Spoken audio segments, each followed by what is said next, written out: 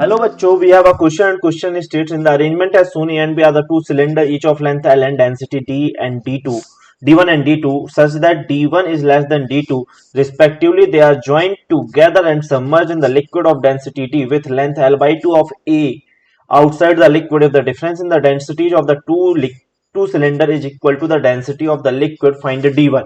तो हमें क्या दिया हुआ है पहले D2 minus D1 equal to D density of the liquid, right.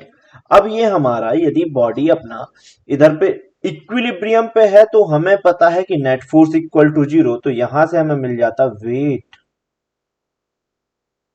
Equal to upthrust, right.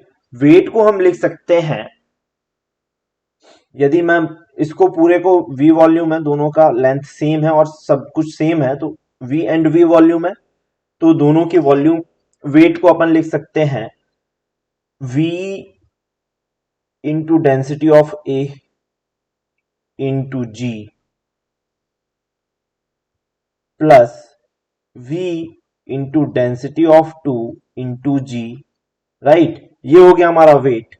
अब थ्रस्ट क्या होगा, बी वाला पार्ट हमारा पूरा डूबा हुआ है, तो इसके कारण अब थ्रस्ट आएगा v into density of liquid into g. हमारा ए वाले का हाफ पार्ट डूबा हुआ है, तो plus v by 2 into density of liquid into ji.